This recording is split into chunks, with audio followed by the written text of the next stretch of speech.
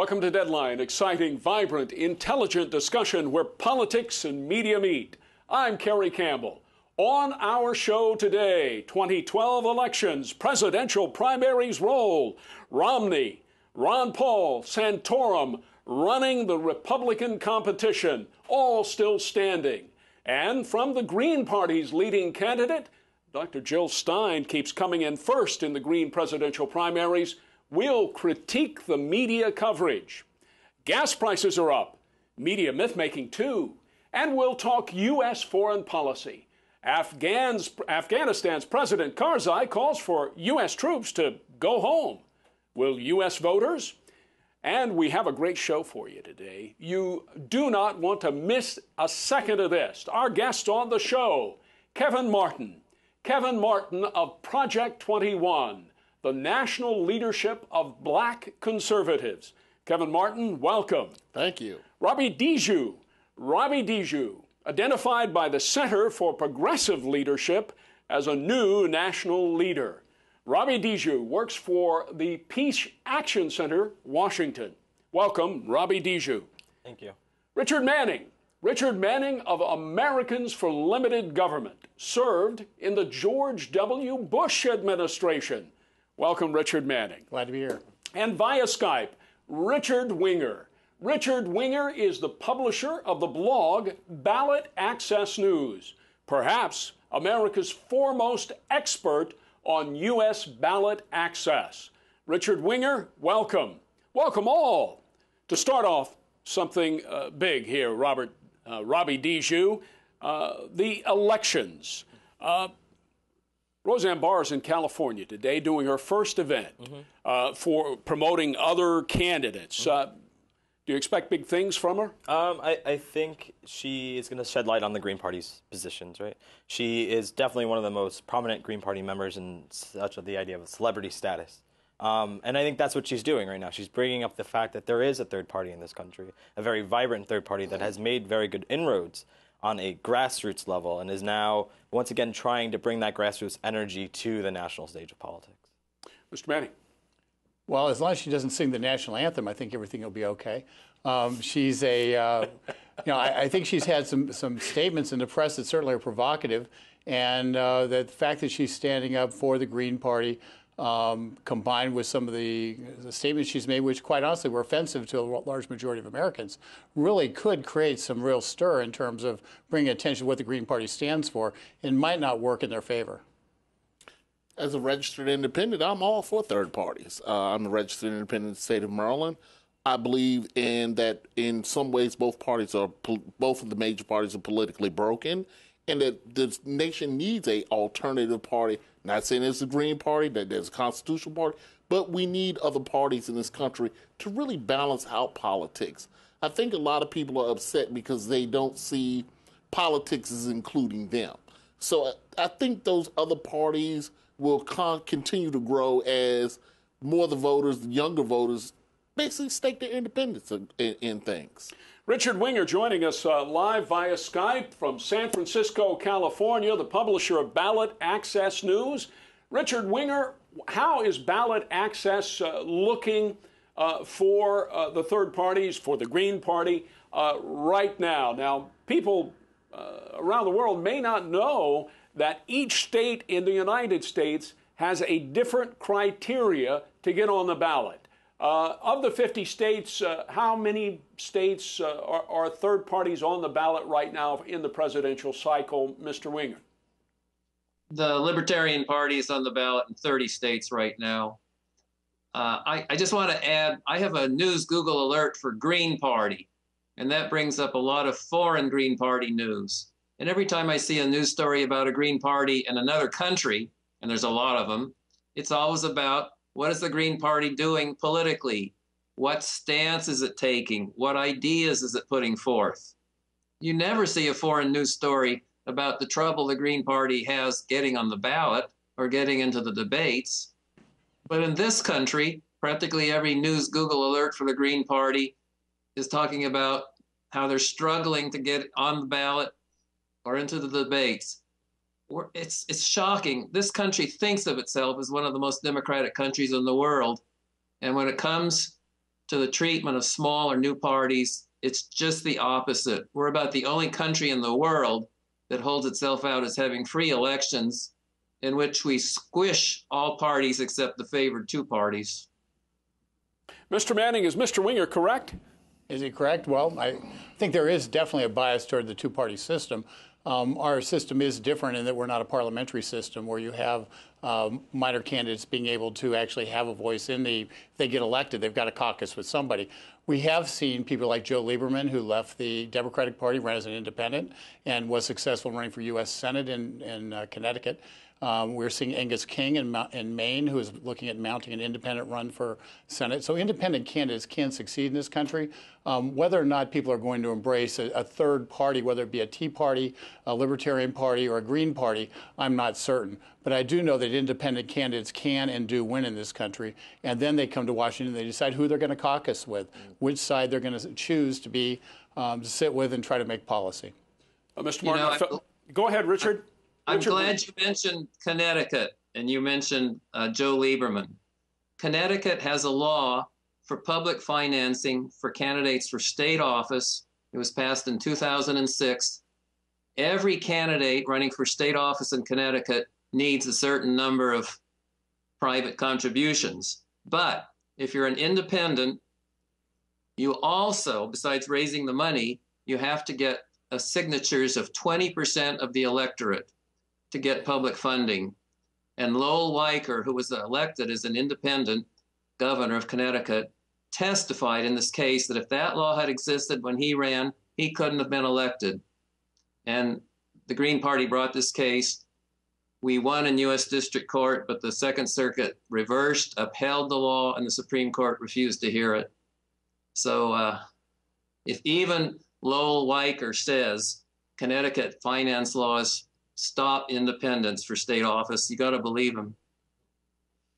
Yeah, I mean, the idea that we have like an independent movement with Joe Lieberman is differentiating the idea that he was a Democrat and had that power base behind him already. He wasn't a true independent. He didn't start independently from the party system.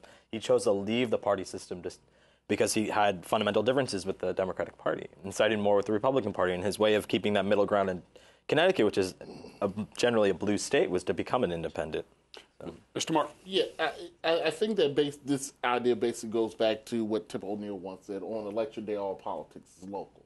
Mm-hmm. And you're right. When these candidates do come to Washington, they have to caucus with someone.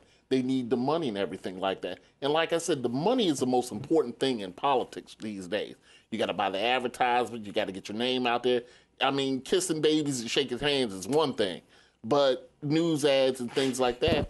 And you don't have a vibrant independent party that has that money structure in place that can win a national election such as the office of the presidency, or in a big state like maybe like California, and a small state like Vermont, where Senator Sanders or even Joe Lieberman is from. You have that because you have compacted congressional districts. Well, is it the media's role, Richard Winger, in all of this is significant? Of course, Deadline, we're a media show. We talk about the media's role, and you have a prominent blog, Richard Winger. How would you assess the media coverage there from your perch in San Francisco, Richard? Oh, I think the media does pretty well. I just want to make one last point about Connecticut. That discriminatory public funding law I just talked about only relates to state office. So when Joe Lieberman ran as an independent for U.S. Senate, there is no public funding in congressional races. So he was not disadvantaged by any federal law on campaign funding because there is no such thing. Richard really brings up something really important here. The state law through public financing is disadvantaging small candidates. The state law itself, public financing itself, is discriminatory because you have to make a choice as to who's going to get the money. Exactly. And by nature, the people who are in control are going to make sure they get the money, and they're just going to squeeze people out.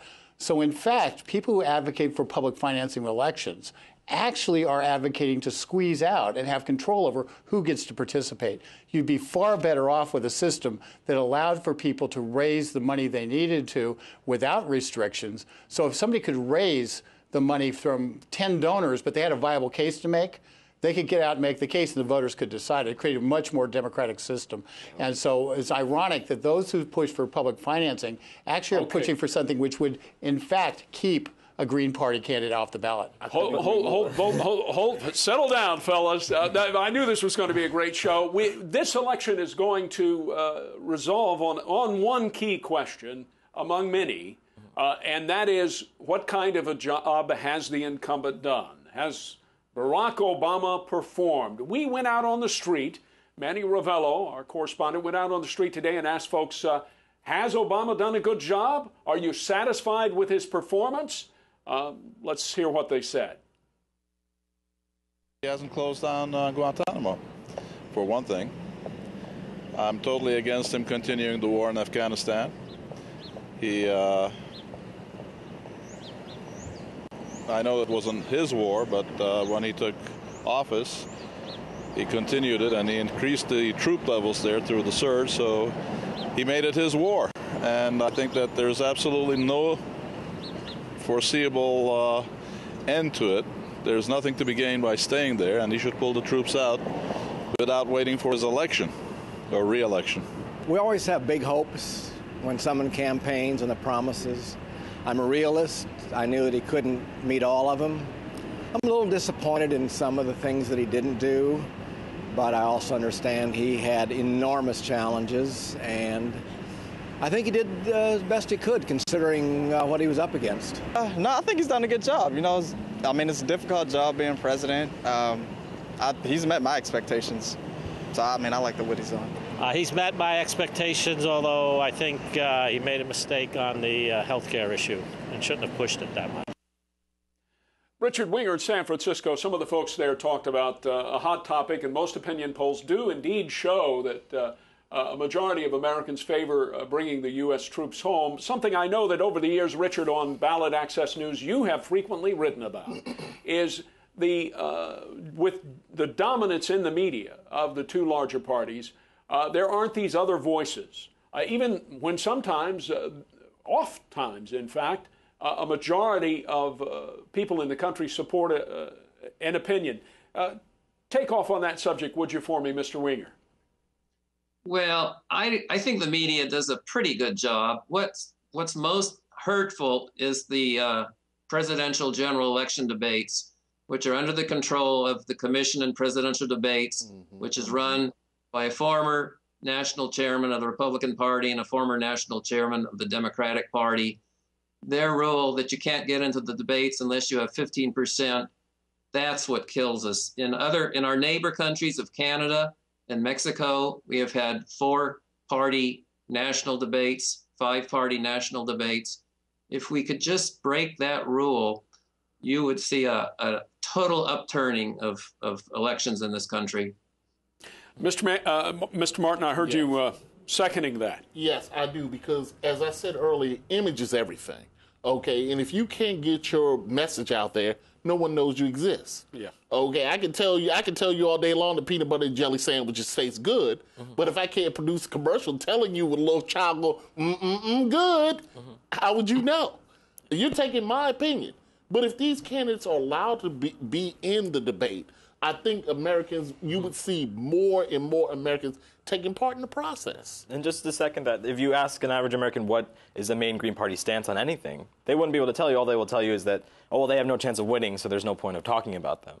When in reality, a vast majority of Americans probably do support the Green Party stance. The Green Party does support the complete withdrawal from Afghanistan and Iraq. It supports universal health care and full equality for women and LGBT peoples. So, it's a lack of knowledge and a lack of the media covering the Green Party as an actual party that has made great inroads, especially here in the district, where the statehood Green Party has pushed the city council to be as progressive as it actually is. And you work at the Peace Center. That has been a significant issue as well. Yeah, the Peace Center doesn't take sides on electoral politics, but pushing the city council to make sure there's affordable housing in the city, to keep in our food stamp program, which is the most progressive in the country, and to keep in on our fight for healthcare in the city, which has taken some cutbacks because of Fenty, but it is on the uphold again under Mayor Gray. Now, Mr. Manning, an appointee of George W. Bush. I heard or thought I sensed some flinching there when there were some comments on the street. What was your take on what the folks were saying about the incumbent president's performance? Well, I don't agree that with the basic thought that he's doing a good job. Ironically, on Afghanistan, and Americans for Limited Government doesn't have a stance on this, but it is interesting to point out that Afghanistan was the good war. It was the one that President Obama said was the one that should be pushed because that's where the terrorism was. And so that's the one he's pushed. And as a result, he does own Afghanistan fully and wholly. And it's all on. And so he has to take full and complete ownership on anybody who has concerns about that. In terms of overall, I think he's dramatically overstepped on virtually every issue. He's dramatically expanded the size and scope of government across the board. And I think we've set some dangerous precedents in terms of executive branch power that will haunt this nation for a while. And I think that's dramatically underreported in the media. The truth is that when you sit there and you say, I'm putting people into office, I'm appointing people in spite of whether Congress is going to confirm them or not, whether you agree with those people or you don't agree with them, has to raise alarm bells. Because what you have is a usurpation of the checks and balances that our Constitution sets out. The media should be all over that because the media's very lifeline is based in those constitutional protections. And as a result, the failure to really report that story aggressively really sends a signal that the Constitution doesn't matter and is fungible. That's extremely dangerous. A big decision out of the White House today is the nomination of President Obama of a new World Bank president, Jim Yong Kim, president of Dartmouth College, a global health expert, born in Seoul, South Korea, graduated from Harvard Medical School, as well as with a PhD in anthropology. But his big calling card, in addition to being a Korean American, is he was a physician who co-founded Partners in Health, a nonprofit that took care of HIV and AIDS patients, as well as Partners in Health in Lima, Peru in the 1990s that found treatment for multi-drug resistant tuberculosis. Is this a winning nomination? I have no opinion on it right now. I'm going to do my research into it. I'm going to look into it. I like people in government who have experience, okay? And from what I've seen, some of these appointees that the president has been making, they've spent their whole life in academia. I think that's why the president is having a lot of problems with his economic agenda. These people have never held a real job, okay? I'm not saying that teaching in academia is not a good thing to do, but I would like someone who has the keys to their office as well, who can tell me how to make a buck rather than give me the college transcript on how to make a dollar. Okay, I know how a dollar's made. Okay, I want to know how I can make more dollars. And that's the kind of experience I want in my government. Richard? I think that there's one of the key things that's unknown here is the world faces some really extreme financial problems. We're looking at a lot of problems in Europe. We're looking at problems around the world in terms of a real debt crisis that's going on worldwide. And I wonder what background he has in dealing with international finance and those real problems. I think it is a positive sign that he's somebody who has worked on an international level in terms of helping build up real programs that help real people and enrich societies, which is one of the mission statements of the World Bank. However, we have a broader problem here in the world in terms of the international finance system, and I just don't know enough about him to know what his background and expertise is in that area and what his plans would be to be involved in that. Now, I specifically went looking for this story out on the internet, as data shows now that's how most of us, even the oldsters like myself, now go looking for our news. I haven't seen any network coverage of this. Is the media, Robbie, giving a story like this, an important international story? The World Bank will spend $60 to $90 billion this year on developmental projects around the world. Does the American media do a good job covering a story like this? No, I think it's part of the 24-hour news cycle, and you can't get a good soundbite about this, right? You can't produce a story about someone getting nominated because there's no quote unquote conflict yet, right? The media wants to focus on these conflicts, and he just got the job, so he can't have any conflicts yet. Well, he's nominated for the job. Nominations will close Friday evening, and there's a new twist here. There may be some conflict. It may get some coverage. There's a possibility of non-Americans being nominated by Friday. And with the World Bank, as you know, the World Bank has traditionally been nominated by the president, by the United States, the head of it, and it's been an American, whereas the IMF is traditionally European. Yeah. And the fact that the president has nominated somebody who has an international background, who is born in South Korea, probably will help assuage some of those concerns that it's an American-only enterprise.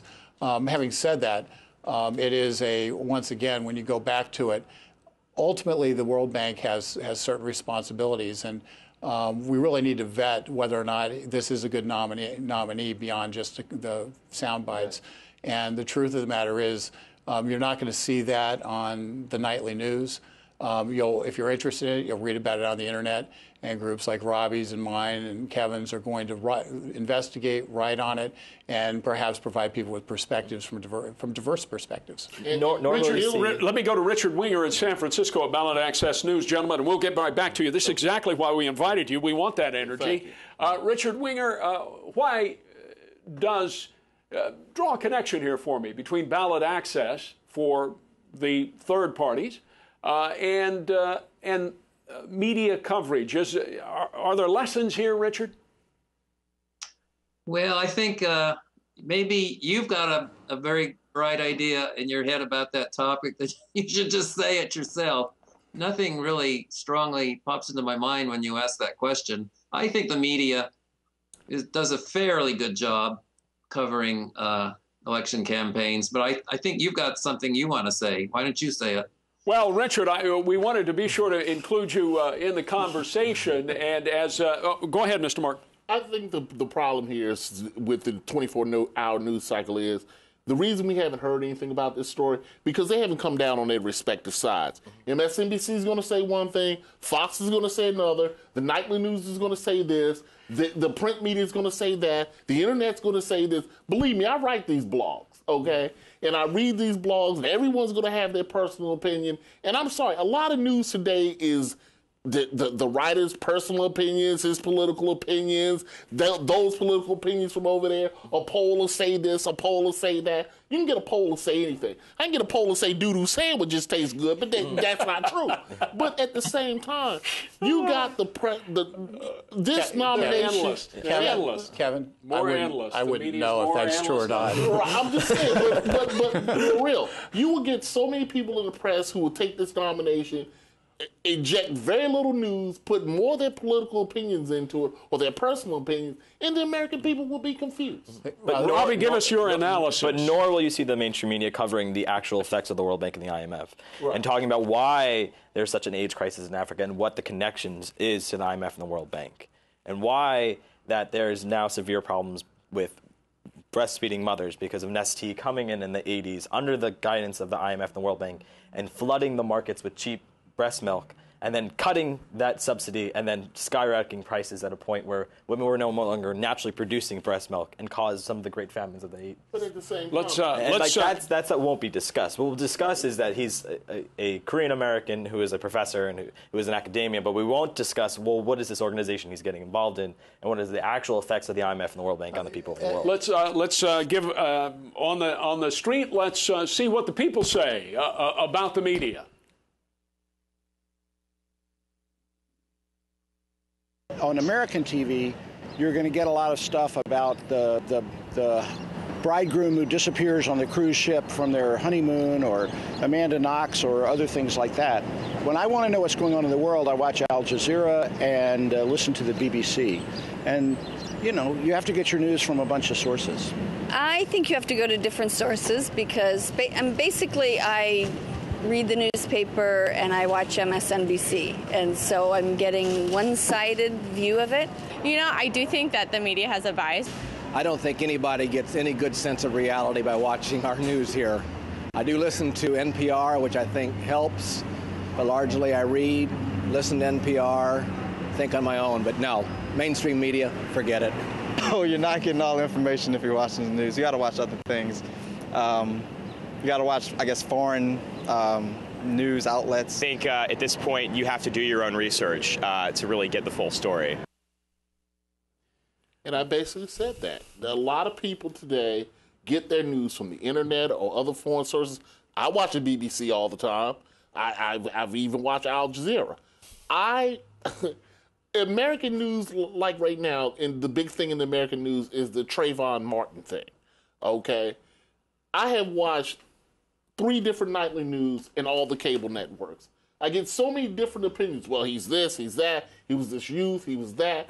Okay, if I'm getting these type of opinions on the Trayvon Martin case, how will I know so about... So today's media is all about the commercial side. No, I'm saying about you said the World Bank president. How will I know anything about this man? Oh, we will hear in the media how he's the first Korean-American nominated. He's from Seoul, Korea. This is a historic nomination by the president. But at the same time, like my esteemed colleague to the left said, basically, what about the thing with Nestea? What about those other things that the IMF and the World Bank has done? What about the austerity measures in Greece that are going on? We won't hear that. We'll hear about the fluff, the image, the man, but we won't hear about the ideas behind the man. That's the problem that I have with what his appointment means, what he would do, what his developments would be. Robbie? What his changes were going to be. You know, what is he going to do to the World Bank and the IMF to make sure another Greece doesn't happen? That won't be discussed. Or why Greece even happened. And why, instead of focusing on riots in Greece, why the Greek people are truly so upset. That won't be discussed. It will be discussed, oh, well, he's getting this job and he might not be good for it. If it's the liberal media or the right-wing media, there won't be an actual conversation about his worth and what he wants to do. Richard Manning. Well, I think the real problem is that, you know, if you try to talk about the IMF or about the World Bank, the average person's eyes glaze over. And the media is driven by a simple thing. They need eyeballs. If you don't have eyeballs on your screen, if you're not talking what people are interested in, then, in fact, people don't watch. And that's a sad commentary, but it's true. And so ultimately, it's each of our responsibilities to try to figure out what's going on the things we're interested in. We have, the key thing that's different today than was 20, 30 years ago. You used to have 3 networks. Yep. You got the news that they gave you. That was it. And if it didn't fit in that 22 minutes, you know, you didn't get it. So 5, 6 stories, and that was the news. Yep. And now we've got literally hundreds of stories that are breaking, and people are picking their own news. They're picking what they're interested in. That's a positive thing. I think what you're seeing here, and it's true for me, exactly as you said. I go to RT or Al Jazeera, BBC, some, but even less, if I want a serious, in-depth report. And I think we're seeing that in the ratings. Of RT is way up now in the ratings, right behind the one network that we all know that's very popular. Go right ahead, Mr. Martin. But we've got Richard Winger out there. I know Richard, and I'm going to. But that's why you see the decline in the print media. That's why you see the decline in the overall televised media, because people say, oh, look, I want some news. If I hear a name out there in the 24-hour news cycle, I want more research. That's why people go to the internet now. That's why these newspapers like the New York Times and the Post and the Washington Post are all moving online, because people will say, hey, look, I'm sick of, by the time that print media hits my front porch, it's old news. So I want fresh. I want in-depth. That's why people are going to the internet and not depending on the 24-hour sound bites. I say people want the 24-hour news cycle and they want the freshness, but they don't want the in-depth thing, because the in-depth thing isn't put forth, I don't think. Well, for people like us, it is. Yeah, people like us, but for the general. I think we're making a mistake in confusing mediums. Television is not meant to provide in-depth kind of... Except for Deadline. But it's not meant to do in-depth coverage. The thing, if you hear something on television that you're interested in, go on to Bing, go on to Google, go on to Yahoo, look it up, find out more, read the stories, read the diverse opinions, and find out the truth. The fact is, television is designed to provide you with a snippet of information in sound bites, catch your interest, and then use other mediums to be able to get the depth that you might want to get. That's how people really get their news. That's how I get my news. Listen to the radio, see TV, go on the web, and really drill down on those things that interest me. And as a result, and that kind of informs the kind of things that end up in the netrightdaily.com blog that we do. Richard Winger, I want to come to you now in San Francisco and take advantage of having you on the show today and your very special expertise of ballot access news.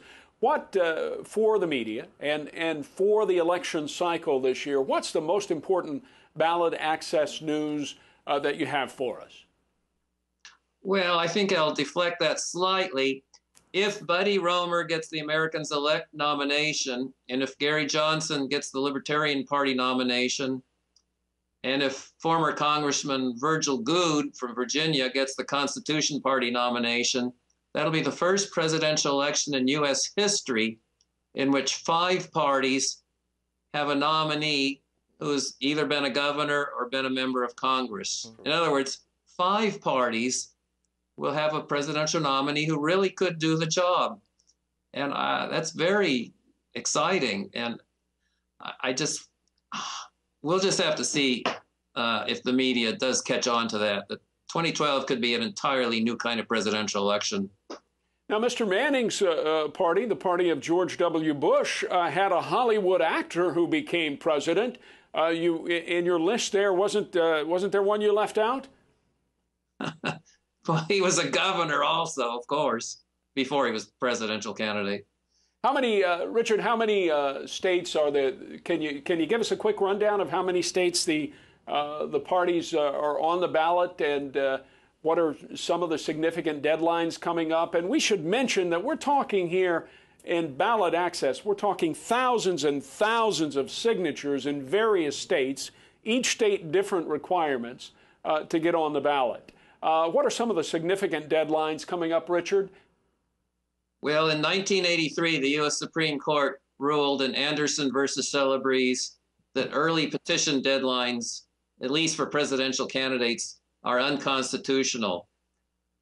That is very good news, because with the Democratic and Republican parties, we generally know in advance who they're going to nominate. The Supreme Court in that decision said it's important that the American people have a chance to bring in other people into the race if they're not happy with the Democratic and Republican nominees. So go right ahead, Richard. So anyway, all that decision did was help us go back to the old days when the deadlines were very tolerant.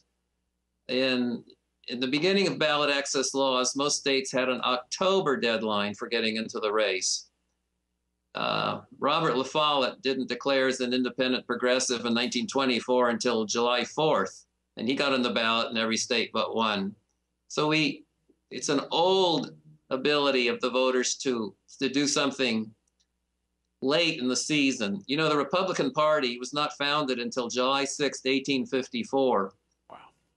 It was founded because in May 1854, Congress had really upset things. They passed the Kansas-Nebraska Act, and Kansas and Nebraska had been free territory before, but the Kansas-Nebraska Act changed that and said, well, it's up to the people that decide to live there. Well, that outraged the North because it gave an opportunity for slavery to expand into the territories. So in the fall 1854 elections, the Republican Party won more seats in the U.S. House than any other party. They got a plurality. Unfortunately, our ballot access laws today are they're restrictive, they're cumbersome. We still have states where you have to get a new party in the ballot in January of the election year. There's a lot of lawsuits pending or about to be filed against these early deadlines. The whole area is in flux, and maybe I'll come back on the show in 6 months and tell you what happened. Richard Winger, we'll look forward to that. We thank you so much for being with us today and bringing your special brand of expertise to American politics. Gentlemen, I want to shift the conversation now to the hot topic out of Florida and this young man, Trayvon Martin, who was killed a few days ago, and there was this... I'm sorry, it was a month ago. A month ago? Has it been that long? Yeah. And that's when you get to be my age, time flies. And in this serious matter now, there was an enormous demonstration in Florida yesterday. Yes. What is your take on all of that? I think my take on it is that it was a tragic set of events that led to the death of this young man. I'm a little offended that some people in the media have started to use this as a political football, blaming others, what was said on radio, what was said on TV, what presidential candidates are saying. That Mr. Zimmerman made a decision. Okay, as a veteran myself, as someone who stood guard duty, someone who's fired weapons, when you have a weapon in your hand, you have a choice to fire or not to fire. I don't care who tells you what opinions on the radio, what's in the media, who says what as a presidential candidate. You have a thinking mind of your own. Mrs. Zimmerman chose to pull that trigger. Okay, Florida has a law where you can stand your ground, you can do this. That was the politicians. But at the end of the day, Mr. Zimmerman pulled that trigger. Not a politician, not a presidential candidate, not a radio show host, not someone sitting at a desk in the news. He did. And what I'm saying is it all goes back to him. Now, the state, for whatever reason, the county has chosen at this point not to charge him. Okay, people say the investigation wasn't done right. The crime scene wasn't preserved. All of that. I can understand that. Okay, I'm reserving judgment at this point.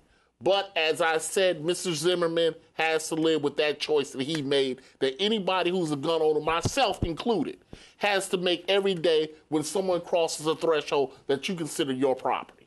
Robbie, Mr. Manning, and Mr. Martin, we all know that this is a very volatile mix. Yes. In my lifetime, 50 years, of two of our hottest button political issues. Guns, race. Yes. Are we all in agreement that those are two big red flags? They're two big red flags, but let's be clear. I don't think that this is a gun issue. Let's face it. There are facts will determine whether or not he followed the law. The facts will determine whether or not he committed a manslaughter or homicide, or if he acted in self-defense. A jury will presumably get a chance to decide that if they bring charges. So it isn't about the gun per se. What it's about a decision somebody made and whether that decision fell within the law. I don't know that answer because I don't have the facts in front of me, and I would guess that most of the people who are marching around and demanding action don't have those facts either. Well, when I'm working out last night on the bike and lifting weights and watching these live pictures of Florida of this massive demonstration that looks like Cairo from last year and the Arab Spring and all these people massed up, we would be remiss if we did not note that, my friends, is powerful political will. Go ahead, Rob. But we also need to talk about some of the facts. The Florida Police Department screwed up. The county police screwed up. They sent a narcotics officer to investigate a homicide, first off and foremost. They've admitted to that. They admitted to not following up with Trayvon's girlfriend, who he was on the phone with, and ABC just released transcripts of him talking with her and being like, this man is following me. This man is grabbing me right now and dropping in the phone, and then him being shot and killed. So there's facts out there, and that's what's getting mixed, right? That there were issues of racism in part. The fact that the police responded the way they did is a problem. Well, I'm not going to accept criminalization of people of color in this country. I'm not going to accept the premise that this was necessarily racially based. I will accept the premise that people can mess up. I don't know what occurred. What I do know is this, that the focus that's being made through the media, the focus that's being made through rallies and the like, is going to force an examination.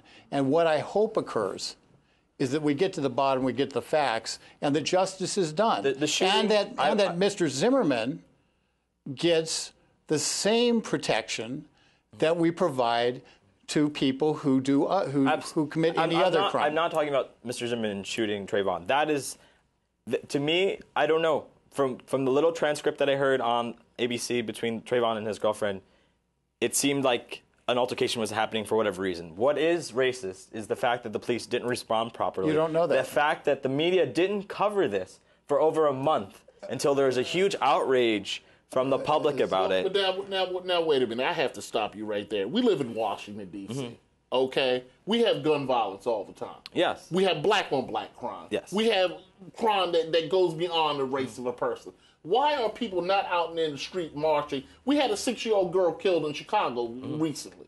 Okay, I don't see thousands of people marching through Chicago demanding that the police investigate that. No, we put a 1-800-WE-TIPS up and expect someone in the neighborhood to say, okay, this little girl was shot, blah, blah, blah. Where is the outrage with that? Well, okay, there is outrage in D.C. No, I'm absolutely. There's been outrage by the queer community. I don't see thousands of people marching. There was 1,000 people Street. marching on Tuesday in D.C. against the rash of against violence against trans women in this city and the shooting of a gay man in the IHOP in Columbia Heights. Okay, but what I'm there was trying 1,000 to say is people in the streets. why doesn't every shooting, whether it's black-on-black crime, LBGT crimes, gay crimes, whatever, why doesn't we get that type of response? No, because the media is playing this one up because someone in the media has a political agenda. It's an election year. It was the same thing with Rodney King back in 1991. You find these racial shootings, you find these racial beatings, you run out, you make it a political issue. The White House has a comment on it. It's taken to the floor of Congress. Okay, but I'm saying, why isn't every shooting treated like that? And every shooting should be treated like that. And unfortunately, the media sensationalizes certain shootings. Exactly. And the murdering of Trayvon was an issue. It exposes the criminalization of black youth in this country, and it exposes the negligence of the police department that most definitely could be traced back to racist issues. Okay, it's just like in Kansas City. We had a 13-year-old boy, 2 young black men poured gas on this young white boy and set him on fire. I don't see anyone in the media really complain about that because I had to go through the internet and dig up that story. And it goes back to the media sensationalizing certain stories and picking something that they can sell. Because they're the gatekeepers. Because they're the gatekeepers. And a lot of the media has a political agenda, a personal agenda that will say, okay, we take this one shooting and make it a national issue, and then we take this burning and cover it up and don't say anything. Well, now we're going to shortly go here, and we have folks answering the question on the street, does racism still exist in America? We'll go that in just a second. One point I want to note about the conversation. 2 quick points, actually.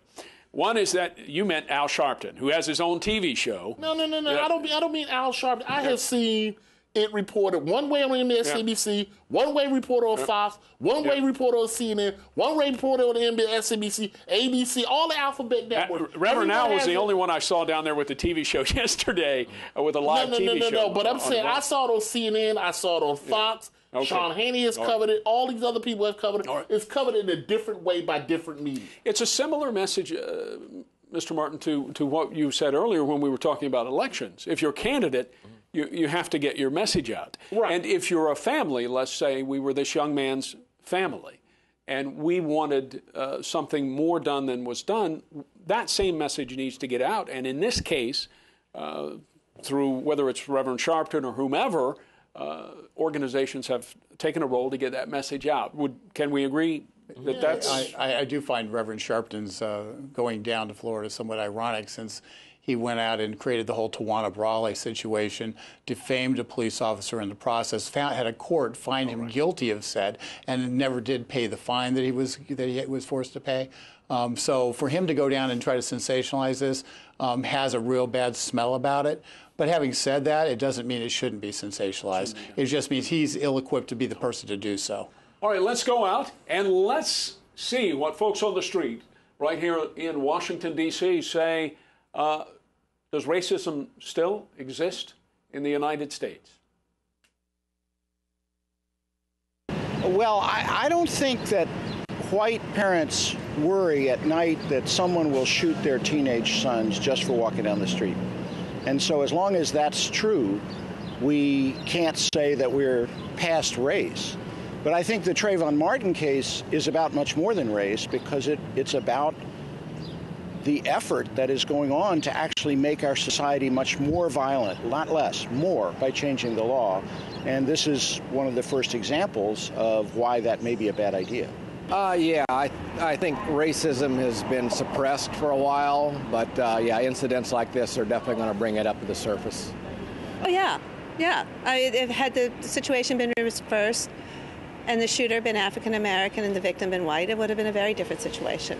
My opinion is it's because he was. If the reverse was a white a person walking and a black person doing the shooting, it would have been the other way.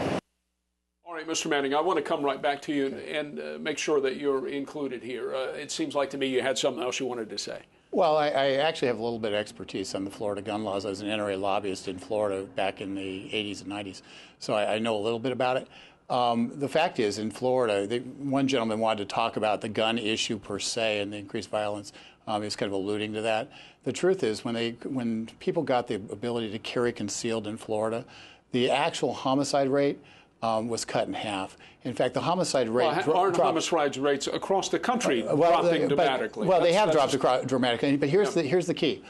The fact that you had a concealed carry law and people were able to carry concealed in Florida actually has resulted in the homicide rates dropping to the levels they were in 1963, and that was establishing a direct cause and effect there that many would dispute. I'm telling you that is a fact based on the FBI Uniform Crime Reports, and it was exactly the opposite of what some people predicted would happen.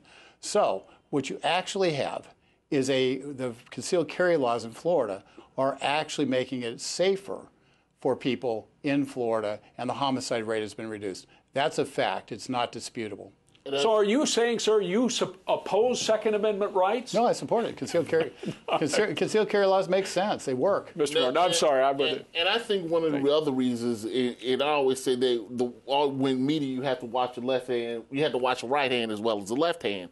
I think what you're saying here is that the reason this is being sensationalized is because there are a lot of states that are moving towards concealed carry laws recently. There have been a lot of states who are now starting to approve them because people are sick and tired of being victims. They're sick and tired. Okay, it's just like I said. If I'm walking down the street and I got $100 in my pocket, I've worked all week long to get it. No one has a right to confront me with a knife or whatever and take my money. Okay, and people are saying that. It's sad to say our economy we're in bad economic times, and people are getting desperate out there. Okay, and people want to be able to defend themselves. Okay, if someone has got me, I can't have a cell phone in one hand and hand over $100 in the next one and call $911 at the same time. I don't have three hands. I can't do it. Okay, and people are sick and tired of doing that. Mr. Martin, you're a whale of a storyteller, sir, I must say. Robbie? I mean, no comment. I have no. The gun. All right, let's shift it to specific. You gave us the hook there, Mr. Martin. The economy. Yeah. Let's talk about the economy. A new story out today from Sarah Halzick. The Washington Post tells us that green jobs there are over 3,100,000 new green jobs in the United States. These are numbers out of over a year ago, and that is right here in Washington, D.C., 4% of the jobs are in green jobs, and most of those jobs are in manufacturing. Who's she saying said that? Exactly. Who's she quoting? This is from green jobs accounted for 2.4% of the nation's total employment in 2010, the Labor Department. Okay, that's interesting. Because when the Labor Department testifies before Congress and they're asked, show me how your green jobs training programs are working. Show me somebody who's actually been trained in your green jobs training program and has actually gotten a green job. They have a really, really hard time coming up with anybody.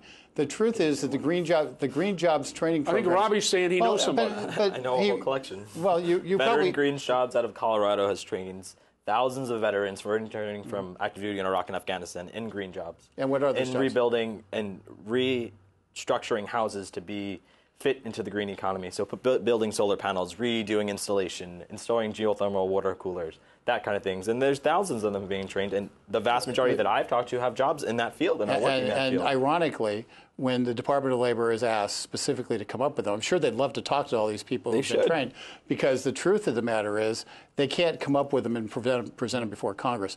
That's why the Green Jobs Training Program has created a tremendous amount of controversy. What ends up happening is that they've got people who are being trained through community colleges, and then they're going out and they're getting jobs, but they're not getting green jobs.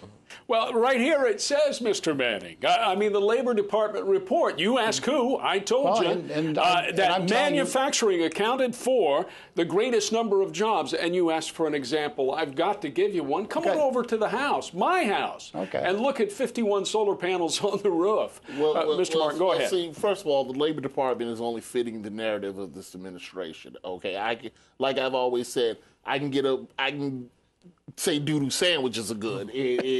These people are government workers. I'm sorry. It's sad to say, on its own, without government subsidies, green jobs cannot stand.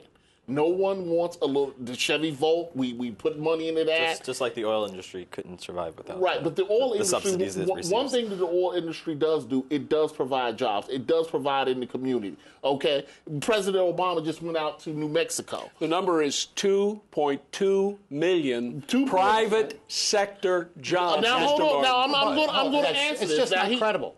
It's just not credible. Look at the Labor Department statistics in terms of job creation. Okay, over the last 2 years. Just look at what the Bureau of Labor Statistics reports. The number they're reporting there does not mesh with their own internal reports in terms of where jobs are being created in this country. That's just a fact. You can't go beyond what right now you do not have. There have not been 2.3 million jobs created, new jobs created in this administration. So you're looking at a real, or at least over last year. So you're looking at a real problem. I'm sorry. These are numbers from 2010 that I'm using, and we're in 2012 and right now. I would love. What I'm going to do for you is I will be happy to come back. I'm going to FOIA the Labor Department. I'm going to talk to the people at ETA, who I used to work with, and I will find out. We'd love to have you back to talk about And I will that. find out what's going on, because the fact is, this is directly contradicted by their own reporting to Congress. Well, this was an introduction of a broader topic of the economy, gentlemen, and how the American economy is doing. And I want you to talk a little bit about that, Mr. I mean, the American economy, you can look out on the street and see how the American economy is doing. In Washington, we've been insulated. Everyone has nice government jobs, related government jobs. We don't have, our unemployment rate is like at 6.3%. Okay, but out in Rio Linda, okay, as they say, down in Mississippi, it might be 17%. In California, it could be 10%. Okay, they come out with these rosy figures and say, oh, unemployment is dropping, job creation is up, unemployment is down. Okay, but when you look at the real numbers, okay, like Gallup really did, they say 8.3%, the government is saying, but Gallup is saying 9.1. And the gas prices are high. The gas prices are high. Robbie, go quick. Just to confront the idea that the district has been insulated from the financial crisis, the unemployment rate in Ward 8 is 17%.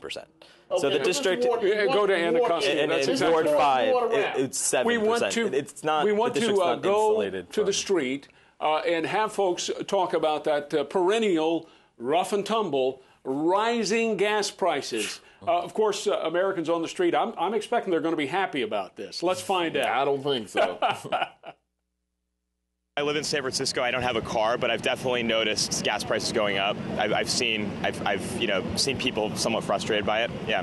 I have heard, a lot of, especially during the Republican debates, a lot of conversation about that and how, Obama seems to be sort of at the bottom of the gas prices. But I can't say either way personally. Oh, yeah, it stinks. It's really high, especially when we're not prepared for it. At the same time, it's probably a more valid price than what we've been paying for years.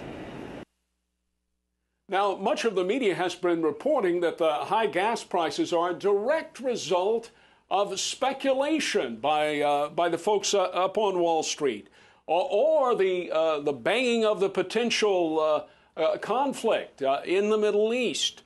Mr. Manning, the pitch right down the alley. Your swing, sir. Higher gas prices are caused by a variety of factors. Most of the gas prices are caused by the price of oil, the price per barrel of oil. That's based upon how much people are saying they're going to have to pay in the future to get oil. It is supply-based, but it's the expectation of what if the supplies in Iran are going to be cut out, whether there's going to be problems with Straits of Hormuz, whether you've got, and whether the supply lines are going to be cut. Part of it also is the psychology that's created when the administration continually attacks the oil-producing industry and cuts off oil producing on oil lease on lands that are federal lands. So you have a combination of situations, but largely it's psychological. You have the psychology. If the psychology is that there's going to be a scarcity of the resource, then the price goes up. If the psychology is that this resource will be plentiful, then the price goes down. That's why when the president released the Strategic Oil Reserve and tapped it earlier, I guess it's 2 years ago, it had a psychological impact of lowering the price of gasoline, even though it didn't have a fundamental impact on the actual supply chain in the oil industry. Well, you admitted the scarcity of oil is not because we haven't been able to drill everywhere that we want. It's the fact that we're running out of oil. We've passed peak oil. Oh, that's Every not true. major climate scientist has said we've passed peak oil. Fellas, we got 3 minutes, and Mr. Manning, let's give Robbie a shot. And that's the reality. The price of oil is going to keep going up because we're running out of oil. And the use of oils is an unsustainable way of developing our economy. We're going back to talking about green jobs. Even if the figure the Labor Department put out was half true, let's say it was half, 1 million jobs were created, that's a move in the right direction because we need to move away from oil production as a primary source of power, and a primary source of energy, and a primary source of material. Everything we have is based on oil. And that's a fundamental problem. And the speculation is definitely a cause of the prices going up. Okay, I'm going to sum this up real quick. First of all, we're not running out of oil. Second of all, we got 23 million veteran cars out here. How are you going to refit them and get people to buy new efficient cars, Chevy Volt? Third of all, you're not going to get a mother with 3 kids to pack her kids into an AC Pacer. I'm sorry. Okay? And as far as the president and oil, the president, if it's all speculation, when he came into office, he had a mass majority in the House and a filibuster-proof Senate. Oil prices had topped in the Bush administration the same prices they are about right now. Why didn't they go after the oil speculators when they had both houses at the top? Because no, it wasn't a problem. If they want to get health care through, they wanted to focus on other things. And this administration has wanted high gas prices. I go back to the Secretary of Energy Shu's comments that we need to be paying European prices as an analogy of everything I just recently said. Gentlemen, one topic that I want to broach. Now this is, we know that the media in the United States uses the perennial gas issue to draw viewers, to increase intensity. I have myself, for 20 years, worked on land use issues in my community on the County Board of Federation, civics associations. And so we know from that we're talking about land use here and how we build our communities. And do we build smart communities? Do we build rail? Do we build mass transit? Do we use bikes? And we see all across the country that the numbers are going up in the use of alternative forms of transportation. You're on, Robbie. Just to kind of rebut Kevin, it's not like tomorrow we're going to have a whole new economy that's based in the green economy. Like, it's a progress, right? So, like, there's 23 million cars that you talked about. Yes, veteran cars. Veteran cars. It's not going to be tomorrow that we're going to get all 23 million of them off of the road, but we need to start. We're under a minute, gentlemen. And what would have happened, shall we say, if that $70 billion that went to bail out had been used? Well, no, that was Detroit. But there's so many. What if it had went to build nationwide high-speed rail and cut dependence on oil in half? We're under a minute, probably 30 seconds right now. Quickly. Well, what would have happened is we would have a bunch of rail that we'd be paying for that people wouldn't want to use, and people would be complaining. People would be complaining about the high costs. The statistics don't support that. Robbie? Yeah, it would have been great. We need to start moving towards a more sustainable way of living. There's no way you can deny that. You can't deny that we're destroying the environment and we need to do something better. It would have been a boondoggle because Americans love their cars. Americans love getting in their cars and being able to go somewhere when they want to go somewhere. Well, I'm an American. I haven't owned a car in 25 years. I walk every day, ride every day, and made these choices based on that. And you see ridership going up when you see Any land use analysis of transportation use shows particular popularity of rail. So those are some of the numbers out there. Gentlemen, I knew that this was going to be a great show today from our executive producer, Afra Haj, when she lined you up, and it's really been a joy and a great pleasure to sit down and talk with you. That should just about do it. I want to thank our guest. Thank you for joining Deadline today. Exciting, vibrant, intelligent discussion. Richard Winger, publisher of Ballot Access News. Thank you, Richard Winger. Robbie Dijou. Robbie Dijou works for the Peace Action Center, Washington. Thank you, Robbie Dijou. And Richard Manning. Richard Manning of Americans for Limited Government, served in the George W. Bush administration. Thank you, Richard Manning. And thank you for joining us here on Deadline. Kevin Martin, I almost forgot you, Kevin. Thank you. Project 21, National Leadership, Black Conservatives of America. Kevin Martin, thank you. Thank you for joining us. Join us again next time.